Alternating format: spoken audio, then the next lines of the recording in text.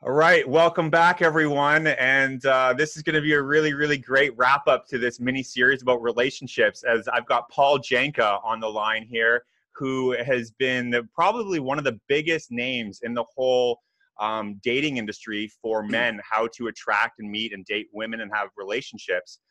Paul has two best-selling books. One is called The Attraction Formula, and the second one, the more provocative, is called Getting Laid in New York. And his work has been featured and he's been interviewed on Dr.Phil, The Today Show, Tyra Banks, a ton of different media all around the world. And I've been following his work for a long time because it really is different from what a lot of other kind of like quote unquote pickup artists or dating coaches are advising. And Paul, man, it's awesome to chat. We've gone back and forth over the years, and it's been great to see your evolution as a man, going from one of the biggest notorious Casanovas or playboys, as they say, in the world, to now being settled down, being married with a daughter. So really looking forward to hearing your story. And thanks so much for taking the time and coming on today, man. I'm honored. Hey, thanks for having me. This should be interesting. There's a lot of overlap, so it should be an interesting conversation. Yeah, absolutely. Yeah. So maybe if you want to give a brief overview of your story, where you're from, what you used to do. You're a Harvard grad. You're a very intelligent guy. That's the other thing that was really a breath of fresh air, that you're very well spoken. You're a great writer. And just the fact, coming from Harvard, that's not an easy task to get into and graduate from. So yeah, man, let's hear where you came from and what you've been up to. Well, I guess probably the couple pertinent facts. I'm 43 now, so I'm almost middle-aged, or officially middle-aged. So if we dial it way, way back, I was born in Santa Monica, California, and went to big public high school, a beautiful place to grow up. And I was, as you alluded to, a very good student and an athlete. Not much success with the women, not for lack of trying. Actually, there was a lot of opportunity, but I didn't have any skills back then in my teenage years. And then I went to Harvard, as you said, and started to sort of fall in more with the partiers and developed a taste for the women.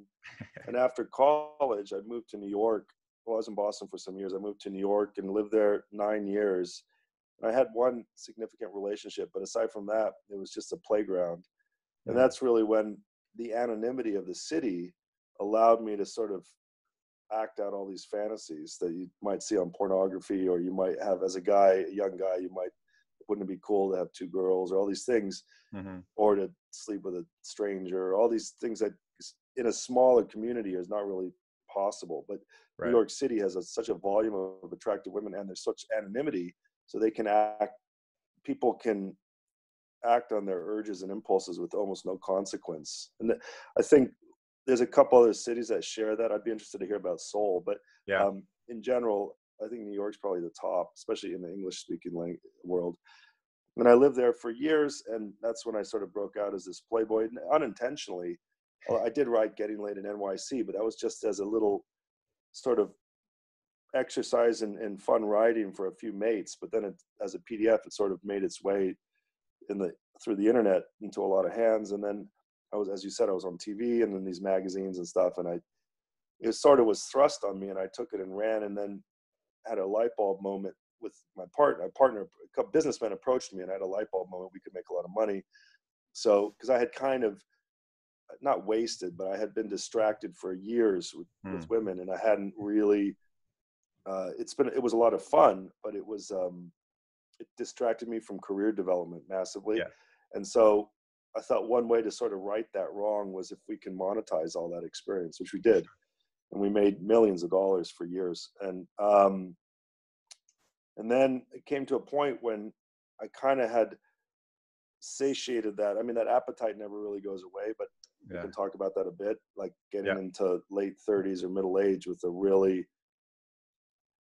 an appetite for women. It can be sometimes problematic, but I always knew that I wanted sort of the default nuclear family. I never thought, I always knew kids were something I wanted to try, and I wanted to be married.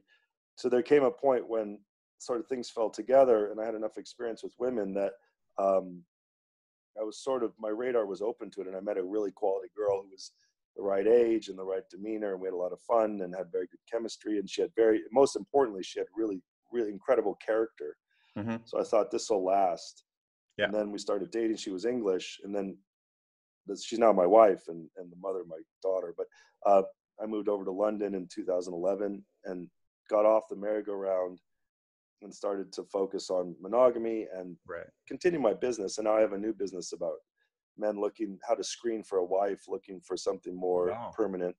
We can talk about that, but that's sort of my evolution. And on the side, I've also been an entrepreneur. I have other projects, but that's sort of in a nutshell. Well, that's amazing. That's really fascinating. You know, you take this lifestyle that you're living and then you figure out like, hey, there's a way to monetize this. You build a multiple $1 million business. And I know that you had one of the biggest dating and men's coaching companies in the world, which is like no small feat. You know, there's so many other guys out there on YouTube with videos and producing content. But to rise to the top of that, you know, as a statement for you know, what you were able to create. I know that you have a podcast that you have that I was listening to a lot called Diapers Off. That was really cool, talking about guys that are kind of transitioning through their, you know, adolescence to now kind of more middle-aged 30s and 40s, talking about careers. And I think that your progression is very similar to a lot of guys that have this kind of more wild party dating life. I know you don't drink though, right? Yeah, no, when I was younger, I'm a man of many appetites, as a friend of mine says. Women wasn't the only one. I had a taste for alcohol and other stuff, and that I had to put the cork in the jug early, because that was, for me, that was like rocket fuel. I myself and others pointed out that it's best if I probably steer clear of that one vice. Right. So I in a way, I probably transferred that appetite. That closing that door probably increased my appetite for women, which was fine. But no, I don't. Drugs and alcohol, I put those to bed about 19. Yeah. Okay. Oh, 19. So, that's like before the legal drinking age. That's hilarious. That's cool. One other thing I wanted to say is, about Diapers Off, and how I think for men who don't follow the traditional path of like going to a 4-year university, for example, and then getting one of the standard careers, doctor, lawyer, accountant, dentist, those things have inbuilt narratives. Like if you're a dentist, you don't have that many degree of freedom, or a doctor. I mean, you're working. But if you decide not to do that, the script is sort of difficult, especially now with feminism and the Me Too movement and broken families. And like, there's so many, that's why we started that podcast, Peter and I. There's so many obstacles and different options and opportunity for men. And it's not clear what the best path is. And I think a lot of men are just, up until about 25, you can wing it. But then as you approach 30, you start to be like, what the fuck? Like, how do you make decisions? It's difficult.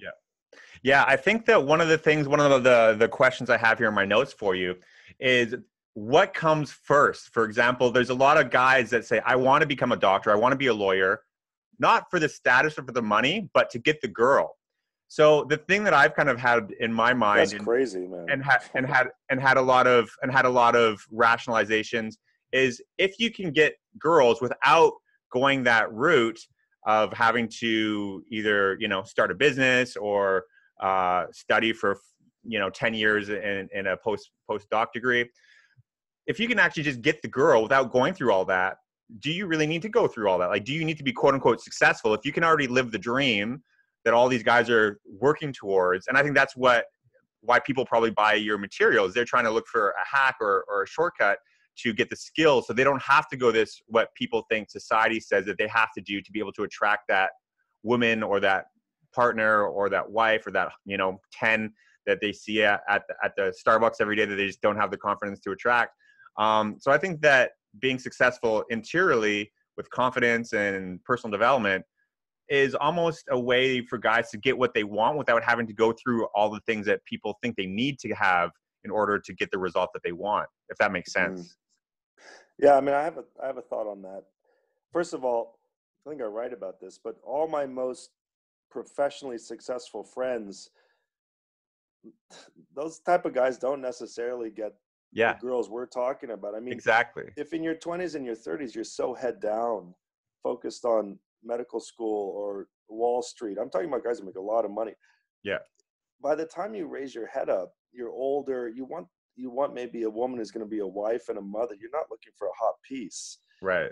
That's a big myth to build all that. Actually, the truth is there's a, and I know this for certain, the best ingredients for getting girls is you need to live in a massive metropolitan city with a lot of women and anonymity. You need massive free time.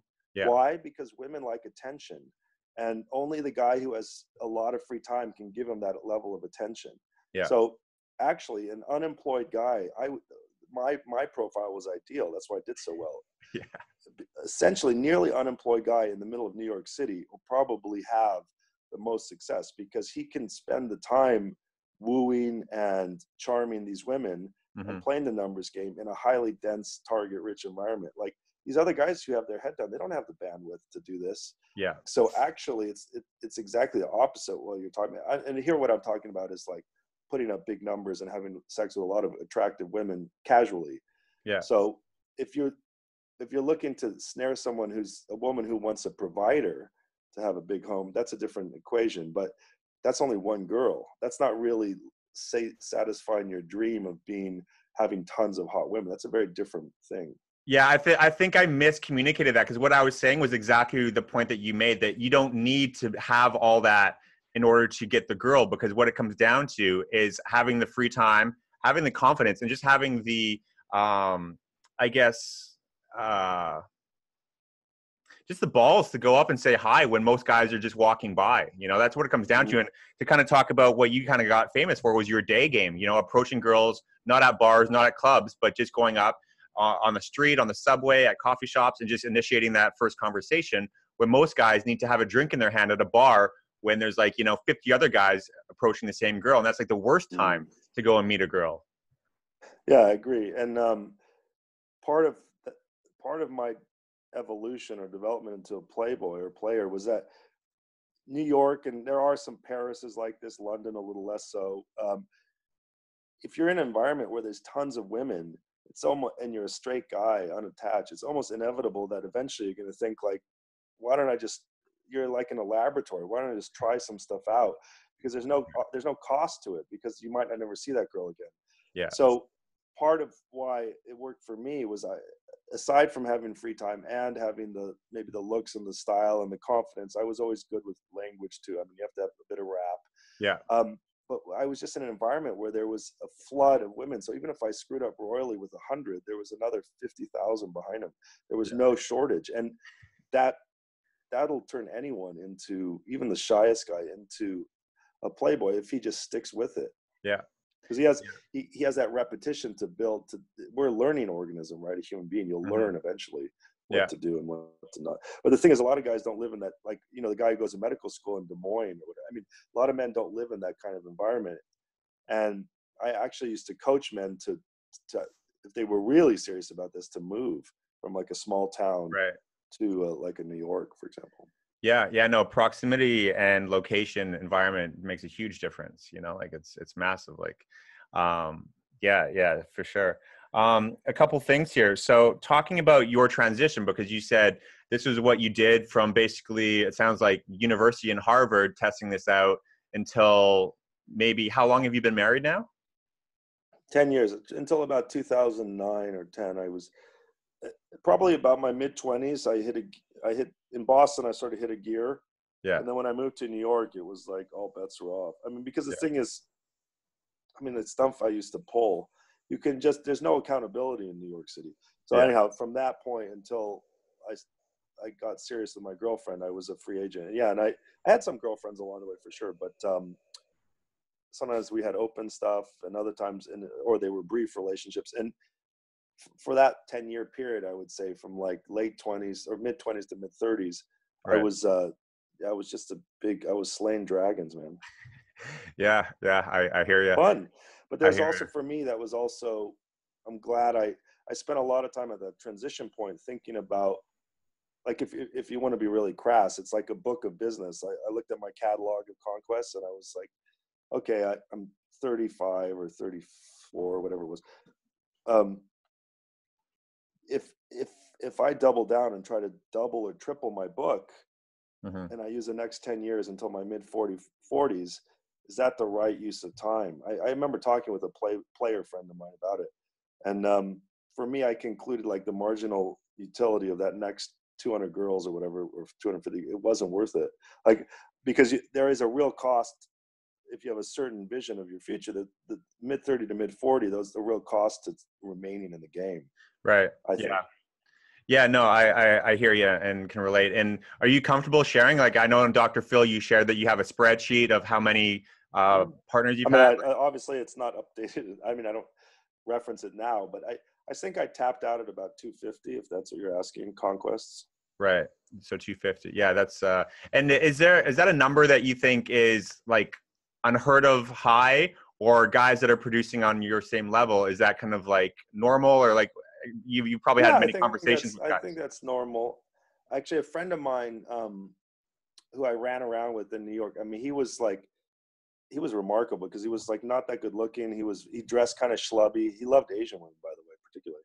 Oh yeah. But man, he was a tenacious fucker, and like I think he banged like about 500 girls, sexual intercourse, you know. And unfortunately, crazy story, he got adult onset Parkinson's, and now he's like Michael J. Fox, and he's quite debilitated. But I mean, I feel awful for the guy, and we were quite close in terms of we spent a lot of dark years together, nailing chicks. But he, at the very least, sometimes I think like, you know, when his body was able, this is sort of a larger lesson for men. When he was healthy and able-bodied, he actually enjoyed a lot of sexual activity, and now he can, unfortunately. But I think a lot of men postpone that. The best time to nail chicks is like in your 20s and 30s. Don't think like I'm going to get the yacht when I'm 50. I mean, what 50-year-old with bad knees and a soft dick wants to? I mean, it's ridiculous. You should fuck when you're young, really. So,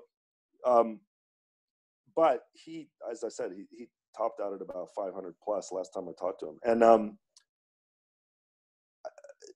the thing that really takes guys, and this happened to me. I mean, the really thing that slows down your number count is if you get into a monogamous relationship. Yeah. And I had some serious girlfriends along the way of 2 years so basically if you're faithful during that part, the clock stops, obviously. Yeah. Yeah, no, I hear you.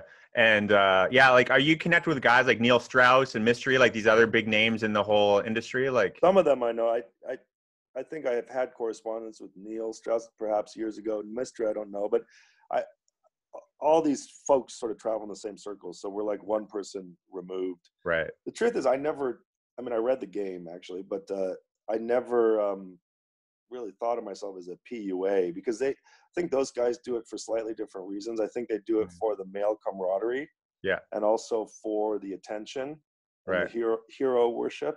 Mm-hmm.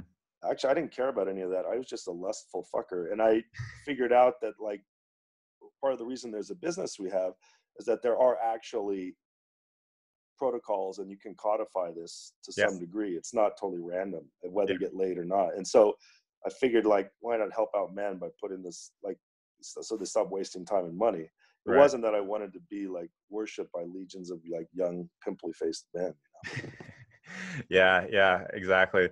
And I'm not sure if you read it, but Neil's book called The Truth, I actually never read the game, but I read The Truth, and that was just like probably one of the best books I've ever read, because it talks about his full circle after putting that book out, and basically his struggles with sex addiction, going into sex addiction rehab, trying all these different relationships out, like polyamorous, living with like 3 different girls, getting married. Now he just got divorced, you know, like it was a pretty heavy, like real life, unfiltered story about what it's like when you're really living at this extreme. And it was just really, really, it was just like a book that was really just totally real and authentic. And I think that a lot of people could relate that have been kind of living these kind of just more extreme lifestyles. So, I mean, let me ask you a question. Do you think, I mean, individuals are perhaps prone to addictions and sexual addiction, but we have like freely available pornography, and in general, there's not a lot of sexual taboos as much as there were 50 years ago. And do you think there's sort of this free for all feeds this society where these people are either non-committed or they have these polyamory or sex addiction, all these like alternative lifestyles, and going down rabbit holes and stuff. I don't want to sound judgmental. I mean, obviously I've made certain choices in my life that I believe in terms of marriage and monogamy. But Mhm. do you think that we've opened, there's like a can of worms, like everyone's just doing their own thing? I mean, how do, and do you think there's, I don't want to sound too dramatic, but is this like imperil society or what? I mean, what are your thoughts on Well, I think what I've seen personally, especially I just did an episode with a guy in Bali. I went to this men's group. It was amazing. About 30 guys every Monday meet in Canggu. It's like this surfer community, and it was just all these guys, like high level entrepreneurs, like really really big names in the kind of e-commerce space. And we were all there just sharing, like 30 guys every week sharing. And this one guy came out. He was anonymous. I did a podcast episode with him, and all about porn addiction and sex addiction. It was freaking fascinating because what he was saying was he's in a relationship. And I think what it is really is now with social media, you just have access to everyone. Like everyone is just like one click away, one direct message away.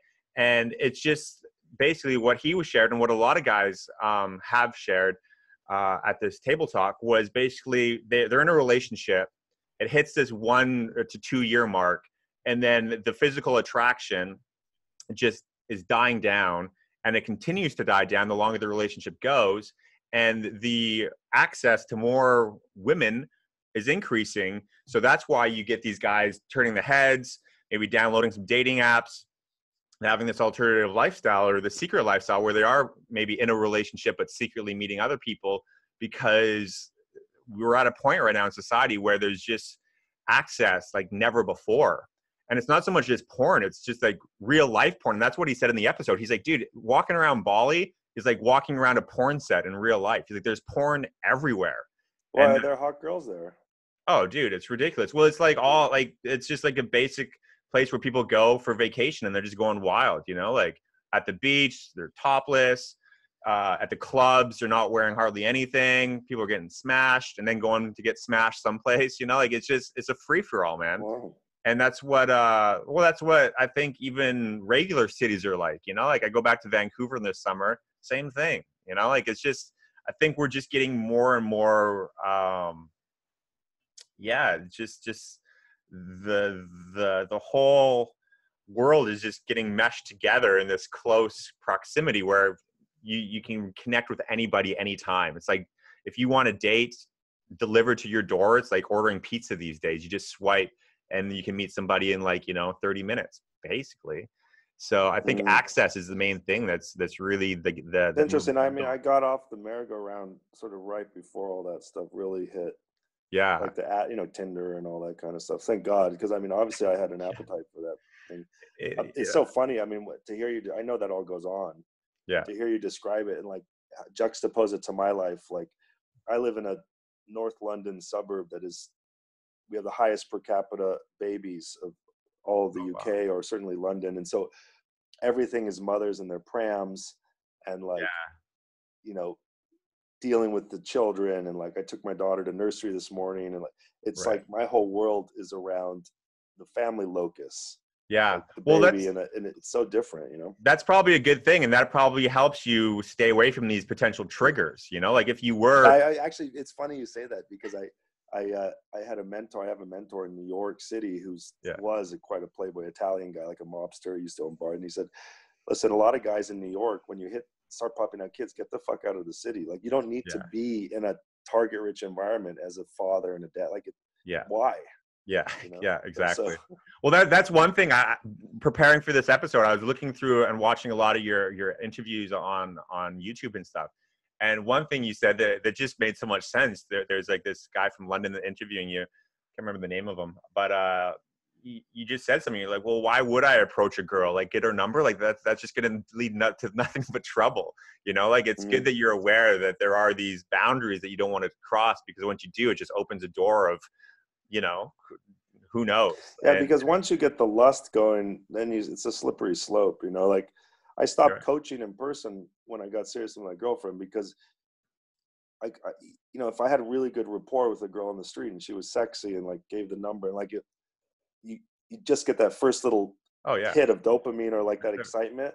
I was like trying to reel that back in and not play that out. I was like, it's gonna torture me, so I just cut the Yeah. cut Yeah, it. no, absolutely. Well, that leads me to a question. I asked a couple of friends of mine leading up to this interview. I'm like, well, what would be some questions you would want me to ask Paul?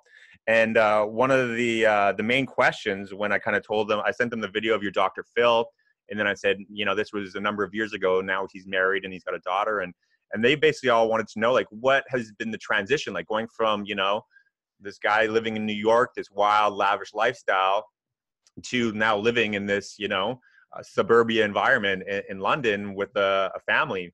Like how has that been? And one of the things you said in one of your talks, lectures from a while back, I listened to, you said, the higher you go in this living this lifestyle, the harder it is to kind of, get out of it. The more success you have with women and dating, the harder it is to leave that. And you saying that really rang true to me, because I look around and all my friends now are married and settled down. And I'm like, I don't think I could do that. Like, I'm just having way too much fun with freedom and flexibility. And I've always wanted to be a father. But I never really saw myself as a husband, and that's might sound bad, but that's just how I always kind of was. And unfortunately with my situation, I can get into after this, but kind of like that self-fulfilling prophecy led me to, the situations I've had to deal with. So, but yeah, so back to you, like what's that transition been like? Um, you said, I'll tell you, you said one interesting thing that I wanted to key in on though. Yeah, at the end of my run, like sort of at my peak, I mean,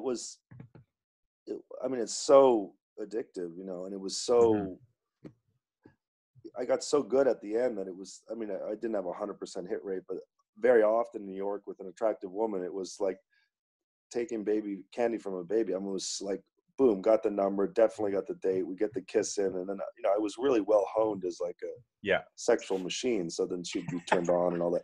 And like, that's great. And then there was an endless supply. So it's every guy's fantasy. But the problem is, like, how do you get off that merry-go-round? That's what I want to, yeah, exactly. And it was, the transition, once I got serious with my girlfriend and moving over here, was very, very difficult. I was still like the first year or two in London, I was like a caged animal a bit. Yeah. My wife and I had very good chemistry, so that helped. But still, I'd see girls on the street, but I guess I just knew. Maybe it goes back to me quitting drinking when I was 19 and like putting a hard line in the sand. Mm-hmm. I just knew that I wanted to start a new chapter, because a lot of gratitude for my life. I think I've actually had the best of both worlds. I've been like a rock star playboy, which is amazing.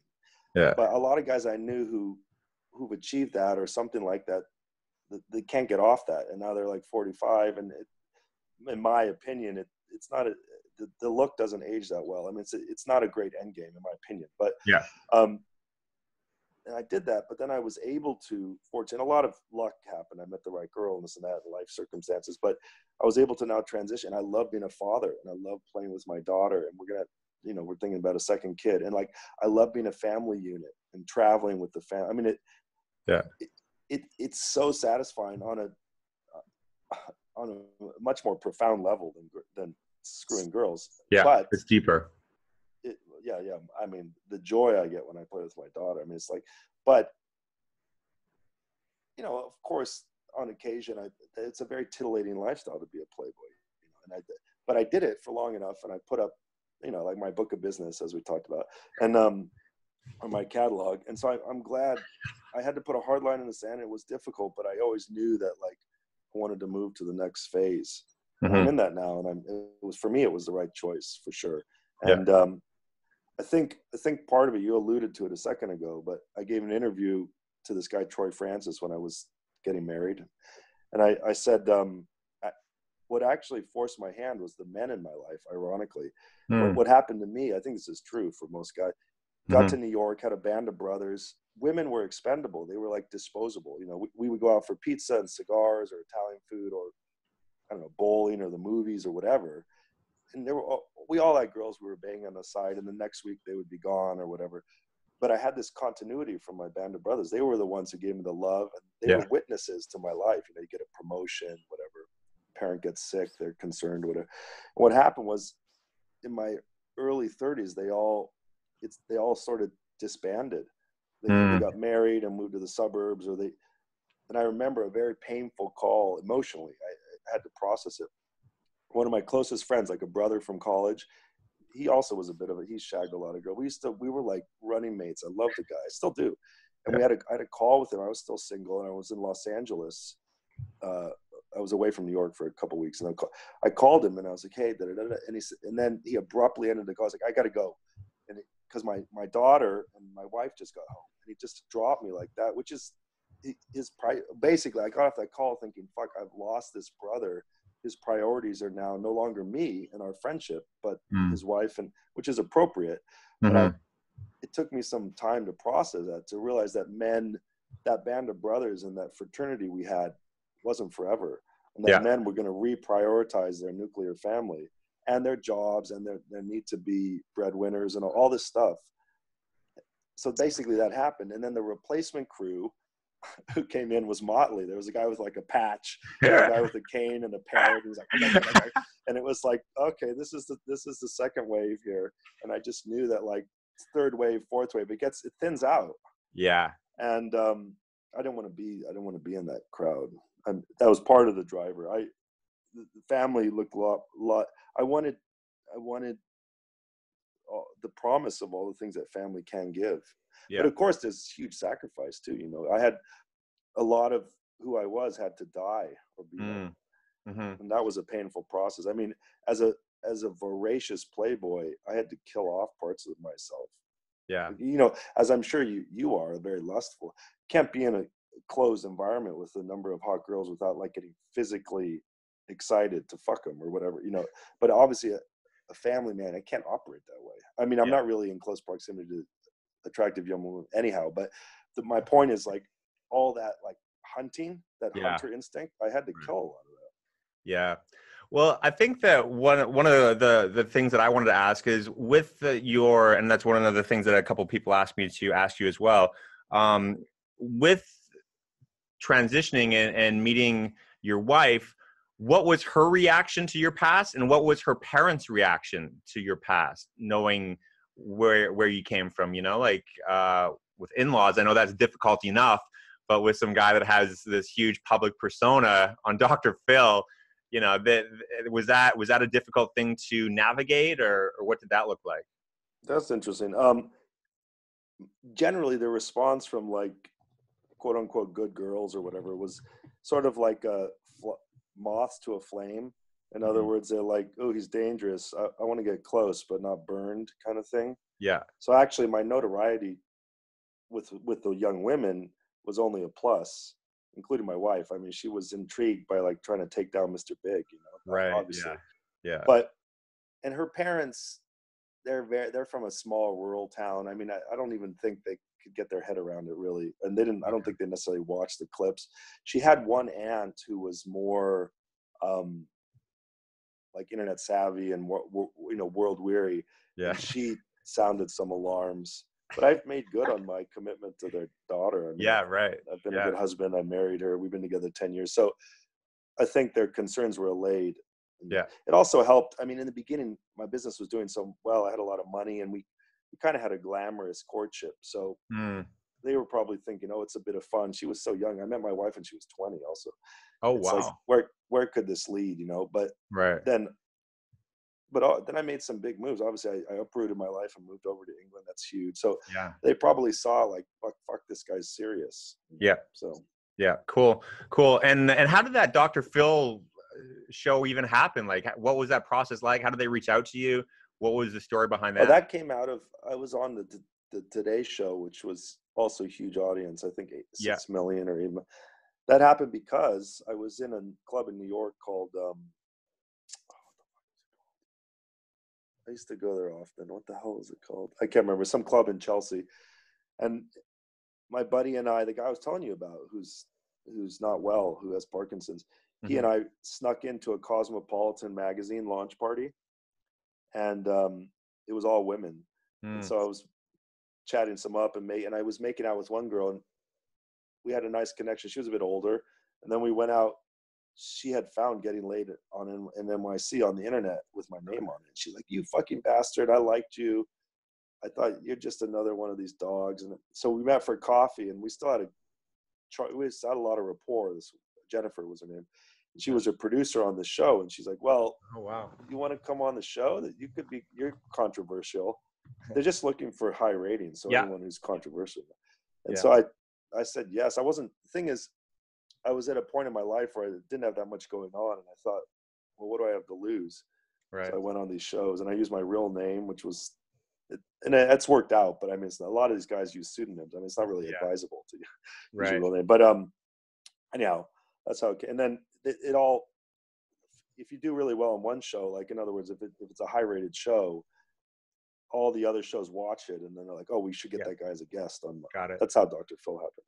Cool, man. Cool. Yeah, I'm kind of in a weird kind of transition right now. Like since I launched this podcast, just when I was in Bali last month, I got a random message from a woman in Hong Kong, and she says, we really have been loving your content and so on. And she's like, you do seminars, you do workshops and so on. And I'm like, well, I used to work with a company back in the day where it was a personal development company back when I was in Vancouver. And I'm like, I would love to get back into that.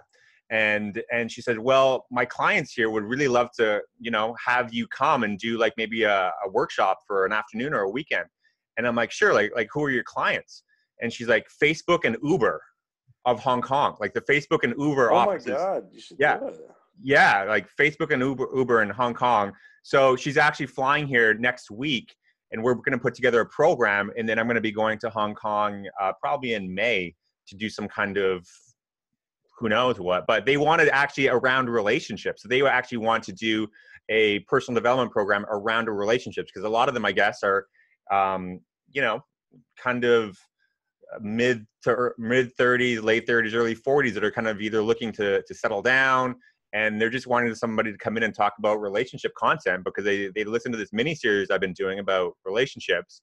So like kind of like what happened with you. That's awesome, you never really you. know. How long is your podcast run for? Not long, man. Like 6 months. I just did episode 50 today. I just launched episode 50 today. So I've got 50 episodes and I've had 33 guests. So I've only done a handful of myself solo. I usually have people on and that I interview. So yeah, it's quite That's new. Great, man. Good for you. I hope that I'm sure if they'll pay you and all that. That's good. Yeah. It's a paid, and they want to do a continuity contract where I go out to Hong Kong and it's like an ongoing program. So that's a nice bit of business for you. Yeah, we'll see where it goes. But that's why I was interested to hear how you got started, and you never really know what doors open, and we'll see where this goes. But yeah, I was definitely surprised and honored to get the invite, and I guess. Let me ask you, what's your I don't know what you disclose in terms of your personal life, but how old, can I ask how old you are? Or you don't say on the show. No, yeah, I'm 38. I'm like super open about everything. I'm probably to a fault, okay. actually. Yeah. So when you look at, you've sort of told me and summarized how you're leading your life now, which I can relate to. What do you think your 40s hold for you? That is interesting. So I've had this idea for a business for quite a while, and this past mini series of relationships I've been putting out is kind of validated that there is a need for this. And my background, my university degree is in counseling and basically pre-law, conflict resolution and mediation. So basically helping people solve problems. And the thing that I see as being like a massive epidemic that no one is really addressing like successfully is putting together a counseling or coaching program for people who are going through divorces and separations. But before it gets to that point, because when it gets to that point, it's too late. But to put together basically kind of like a prenups. So I'm working on this program to basically help protect parents' relationships with their children because of what I've gone through and the disaster that I've seen the family court system do to people. So I see myself wanting to really focus in on this big worldwide problem to help play a part in solving that. Is it not? That's interesting. Actually, that overlaps a lot with my new program, actually, called No Man Left Behind. Is North American attitudes and also Western Europe, they're sort of similar in Australia, whatever. But and there's certain divorce rates. But is this epidemic? Is that also taking place in Asia, or because Dude, of the culture, it's different? here's the thing that's even more like dysfunctional in Asia. They're all married, but they're all having affairs, and they've all got side boyfriends and girlfriends, and it's like a known fact. Like it's wide open. Like no, Is no, it? yeah, man, it's really, really, like here, I'll give you a perfect example. I've known this family for years, like really, really wealthy family. Looks like the perfect Asian family. Father owns a hospital, mother's PhD, two beautiful kids, live in like the nicest building, like right next to mine over here. Um, Looks perfect. And then one day I get a message from her and she's a wreck. And she's like, our whole life is a lie. We both have been in relationships for like the last almost decade with two different people. She's seeing a lawyer, he's seeing somebody else. And I was like shocked because I thought that this was like the role model, like picture perfect family. And I'm like, is this common? She's like, everyone I know is in a similar situation. And that's just like the whole Asian front. Like they don't want to lose face, so they don't get divorced, but they're leading these separate lives. Like I'm not saying everyone's like that, but there's a reason why. You said that you've been to Tokyo and Korea. There's these love motels like on every corner, and that's where these couples go to have their privacy because they can't bring their lover into their house, but they get these little hotel rooms, rent by the hour, and that's what's going on here, man. So the divorce rate, to answer your question, isn't as high. It's still increasing every year, but the fact that they're all having these affairs and these other relationships, that's basically, the deal. Wow. Yeah. Yeah. It's I guess it's, obviously there's problem with marriage and monogamy or challenges, and that's why it's given rise to all these alternative arrangements, polyamory or open Right. or not settling down. But it's just, I don't know. Like someone once described this woman who wrote about, she was a middle-aged woman, wrote in the New York Times an article. She got a lot of flack for it, but that women should settle.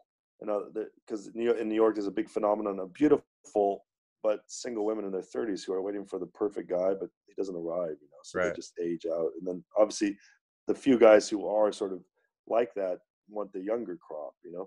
Yeah. And she was advocating in her article like being more realistic and settling, even if the guy snores or he's not your perfect height, or all these checklist things these girls have. Yeah. And she got a lot of flack, but I remember in that article, this was years ago, she wrote that marriage is like running a small nonprofit business with your partner, and it is. I mean, my wife, most of what we talk about is like laundry, washing up, the grocery shop, Right. The we're still day-to-day. affectionate and all that, but or like taking the baby to nursery or the household budget, or I mean, so sometimes I think people get into marriage with overly romantic notions of how it should work. And Yeah. if you want to fuck a lot and have a lot of, stay single and do that when you're young and healthy. I mean, marriage is an arrangement Yeah. between adults for the benefit of the child and like the economic unit, really. I mean, I guess I'm quite practical in that sense. Right. Well, I had a very interesting conversation. I had this guy on the podcast a couple episodes ago, a friend of mine, and he was on 25 different dating apps. He matched with almost 3,000 different women, and he had connections and conversations with over 1,000 of them. So he had all this data, and this was over like I think about a 5-year span. And we went really deep into this conversation. And I said, what's the real substance of what makes a relationship long-term work? And it was really interesting because he said most people think it's common interests, and they think that it's having like a same personality. He said the only thing that really makes a relationship last long term is the same value, to have the same goal, to grow old, and to die together. Like that's it. Like the only way to have your relationship last is to have that one goal. It's not about this or that, all these superficial things you would think. It's like, hey, I want to grow old and die with only you. Everything else is negotiable. This is non-negotiable. And when he said that, it was just like the first kind of thing that really made sense to me. I'm like, yeah, that's the only thing that can make a relationship really overcome all the mundanity, the routine, the little fights, is to just say, hey, this is what we're committed to, you know. And I think that's what the problem is. There's not, the integrity is lacking because divorce is. And here's the other thing that's interesting. He told me, actually, no, somebody else told, this other guy, I had a really interesting guy come on the episode about divorce. I did an episode about divorce, and he said 80% of divorces are initiated by women. 80%. Yeah. Because I have a friend who's just getting, I know that statistic. Yeah. I thought it was 2/3, but anyhow, it's the vast majority. And, Yeah. or maybe that stat I have is old, but I have a friend who's in many ways a real catch, and his wife is divorcing him with 2 young children. And it's like, but as my wife says, when, you know, we're part of this big this group of other mothers who had children at the same time, and these are all like middle class nuclear family. Yeah. But I think a common thing for women, especially when the children are young, are like, I think it's hard for guys to understand what the woman's going through. And having just been through a young baby, I was just there. I think women feel like it would be almost easier if they were alone, because the guy causes as many problems as he solves in terms of, right. It's just hard to coordinate with another person who has their own agenda and their own will and all that. And if your priority is your children, and this husband, even if he has a lot of redeeming qualities, is still frustrating you on several fronts, I think a lot of women are just like, fuck it, they think it'd be easier to be alone, to remove that. As my friend is getting divorced, his wife said, I just remove that variable from my life. Right. Yeah. They want to basically, they want more control over stuff. And when you have another adult challenging your will, you have to compromise and stuff. It's difficult. Yeah. But that's a fascinating stat that women do that. And they voluntarily take themselves out of something that maybe isn't so bad and put themselves back on the dating market. And they're older now with kids. I mean, it's been insane. Well, that's where I'm seeing now, like all my friends, not all, but a majority, like an alarming number of them are now in the process of getting divorced. And these are people that, you know, I'm 38, they're all around my age. So they got married around 30. Some of them got divorced after 2 years. Some have lasted 4 years. Some lasted just a few months. So now I'm seeing this trend of that. And a lot of guys, you know, approaching me because they know what I went through the 10 years of court custody. And they've seen, just like, you know, starting that process themselves, it's a disaster. And it's like traumatizing financially, emotionally, mentally. It's just a lot of guys don't recover from that. And I think that, you know, one of the reasons why I've kind of really gotten so heavy into personal development was because I needed it. I needed to overcome what I went through at such a young age, and all that. And, you know, like all these kind of like jab, right blow. And, you know, I shared this on a recent podcast. You know, I went through that 10 years, and then I had another unplanned pregnancy with a girl here in Korea. And we went through an abortion together. And that was just rocked me, man. That was just like the most hardcore thing. And after that, your choice or her choice or what? It was mutual, but mostly hers. And it was actually mutually agreed upon, because after I went through everything I went through, I'm like, there's no way I can go through this again. But for her, it was because the family, her parents, she said, would like disown her if she was with a child without being married first, because here it is a quite conservative culture. And then we went through this, and we went to this retreat. So, and I talk about this openly on one episode about abortion, that there's a retreat center called Rachel's Vineyard that is like basically therapy for couples or individuals who have ever gone through an abortion. And if anybody's listening, I highly recommend that, because it was very, very therapeutic. And there's so much healing in that, because it is like a loss of a loved one. Like it's a death in your family. And I think that a lot of guys it doesn't really hit them as hard physically, but down the line, emotionally or mentally, it can really, like, I had one friend that went through an abortion. He tried to commit suicide after it, you know, like it's a heavy situation. So, you know, going through these experiences that have heavy consequences, it's made me really careful. But at the same time, then I see myself going through the same patterning, that you want to suppress that by having more stimulus of traveling, trips, dating, women, sex, all that, you know? So it's hard to find a balance, I guess is what I'm saying. There's no perfect relationship. There's no perfect partner. There's no perfect lifestyle, you're doing the best with what you have, so it's before we wrap up, let me, because we're running over, I just gotta actually yeah. have back-to-back podcasts. Let me just tell this other guy, because I didn't realize it was past 12. Give me a sec. Just so I'm on with you. Time flies. Because he's probably like, what the fuck? Hold on. Let me just tell him one real quick. Yeah. Sorry. Well, what time is it there? It's just after 9:00 p.m. on Tuesday night. I'll just tell him 10 minutes. Yeah, sure. Sorry, boss. No, Okay, I appreciate your time here, man. This has been great.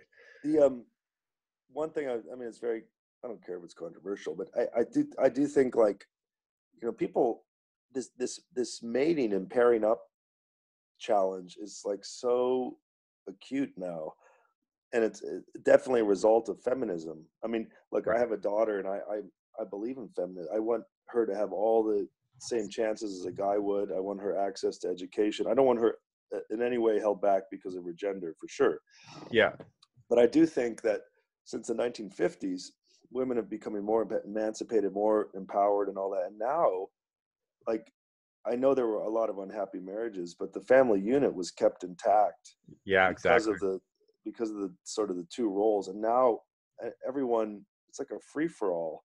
Yeah. So women pull the ripcord when they're like, feeling autonomous. They don't want to be held in something that's not working and it's disruptive. I mean, I don't know what the future really holds. I mean, as I think someone once said, I've overheard, that psychologists or psychiatrists think that monogamy or marriage is a failed prospect because you have two adults who have their individual wills, and like, they're not gonna, it's gonna be very hard to tie them together over the long haul because they're gonna disagree about a lot of stuff. Yeah. Like, and how do you get two people who both feel entitled to act on their, because they're both now fully emancipated in the something, what's the cohesive, what keeps people together? I mean, you said it a minute ago about, dying together or growing old together, but it's a challenge. Yeah. But the question is, what replaces that? Like, if you don't settle down, how do you spend your 40s meaningfully on a personal note? Right. 50s? For me, yeah, I think that's something that I've got to really look into, because I never really saw myself getting married. Like, basically, the number one thing is rebuilding and reconnecting this relationship with my son. I'm an only child. I don't have brothers or sisters, so I've got a very close relationship with my parents that I'm very concerned about as they're aging. My dad's 77. My career, my profession, my ventures that I want to do, but although spiritually, like, I don't know what your background is, but like, I'm very into meditation, minimalism. I'm Catholic. I go to church every Sunday. So I've got this like purpose of development and trying to, I guess, be the best person I can be. But at the same time, it's hard to do one thing and then your lifestyle is living a different way. So I'm in this kind of paradox as well. Like, I don't really know which box I fit in. And I think that these days there's not really as many, cookie cutter scenarios as there once was. But it's something I ask myself a lot. Like, you asked me, where do I see myself in 10 years, late 40s, early 40s? I have no idea, man. Like, I really don't. All this could change. I might be like you, meet the perfect girl and settle down and, just be living in the suburbs somewhere too. Somewhere, I have no idea. I really, really don't, man. So I think that's what keeps life I guess some of it's luck, and I'll plug my course at the end here. Yeah. I was going to say, where can people check out what you're doing? Yeah. Do you ever put links in the Absolutely, notes? Yeah, I'll for send sure. you a link to it. But there was a lot of luck that played into my hand, and so I'm happily married, and I love spending my time with my family. And my father passed away last fall. Oh wow, he was 83. He died, and it's rough. It was a sort of a gradual decline, but that was my first loss of a parent, and I'm an only child. Well, I have a sister, actually, a half sister in France, but I was been fortunate enough. I hadn't lost anyone close to me well into adulthood. Right. And I'll tell you, having a young daughter was an incredible emotional counterbalance, because I was sad about the loss, but my orientation is is entirely in the future, because I have a young baby. So I'm thinking about her, and actually it's incredibly cathartic or healing to have that. and Yeah. let go of the past, which is the aging parents. And I just I think it would have been a much more difficult process without a child, Yeah. to lose a parent. And obviously at 43, a lot of my cohort were losing parents. And so Mhm. it's an interesting period in life where the family infrastructure is important Yeah. in that process. Yeah. So my course is it's called No Man Left Behind. I'll send a link. Yeah. It's hosted on Teachable, and basically it's a 12-week course, and I talk the first half a lot about my old tactics. I have a new thing that I came up with one of my autistic students, actually, because he wasn't getting it. Sure. And it's called decision node theory. And it's basically, I break down your game into incredibly discrete nodes, and we look at each of the nodes, because a lot of guys rush through stuff and they don't Right. realize that there's like micro steps that they're missing. And women are very astute. And if you don't do those, Right. As my old friend Jeff said, like getting laid is like, from a hot young girl, is like catching a leaf in the wind. You got to be very like, the thing is Flexible. moving, although it's like a moving target. Yeah. And then the second 6 weeks of the course is all about how to think about the difference between a girlfriend and a wife, or mother of your kids, the preparation for that, how it's different than dating, and then how to screen for a wife. What are the qualities that are important versus the qualities that might be important in a girlfriend? They're very different, I think. Yeah. For And sure. then I have a whole roadmap called Steps to the Altar, 5 steps you have to go through until the wedding day, and then including one that a lot of people skip, which is courtship. And I used to have a podcast with this doctor called Dr. Paul Dobransky, called Dr. Paul and Mr. Janka, years ago. Yeah. He's a psychiatrist, and he's got clinical training in men's psychology. And he says that in his opinion, most marriages fail or have trouble because men and women skip the courtship phase. Right. And that's a very important phase. I go into why and all that in the course. And then what marriage is like and what my experience of fatherhood's like, sort of as a roadmap for men contemplating this next step. Right. So it's interesting, and I'll send you a link. And Yeah. it's the only thing out there for a guy who used to be a massive playboy who's then transitioned and then now is happily married as a father. It's a pretty unique roadmap, and it might be interesting to some of your audience. Well, absolutely, man. Like this call has far exceeded my expectations. Like it's so cool to connect, and after years of back and forth, to actually be face to face here and breaking bread and telling stories. So yeah, definitely. Very cool. Everybody, I can't recommend Paul enough. And just like you just said, there's not a lot of people that have walked in his shoes to go through the very drastic, I guess, lifestyles on, his pre marriage and now post marriage, and just showing that you can really transfer a lot of your, I guess, values as you mature and get older. So I really appreciate you just being so open and honest about it. And I'll have those links here below. And yeah, you've got a lot of great videos and content online that's for free, and also your paid work. I highly recommend people check out. Cool. Quentin, thank you a lot. Before we go, the company's called No Man Left Behind. The actual course, because you made me think of it, is called Playboy to Papa. So that's you know, it's to Papa. That's my trajectory. You know what's funny is that was my take. Like when I was sending your content to my friends to get some questions for this, I said he went from being the #1 Playboy in the world to now being a parent. So it was like Playboy to parent was mine, but Playboy to Papa, that's got a great ring to it. So we're marketing the same way, man. That's great. Well, I wish you all the best, continued success with your ventures, but also more importantly with your family and relationship, man. It's been great to dive deep into this. And we'll have the links below for people to reach out, follow Paul on social media, check out his courses, and all the best, man. I hope that we can get together at some point when our paths cross, who knows where in the world. All right. Very good. Good to talk to you. Yeah. See you, man. Bye-bye. Thanks again. Bye.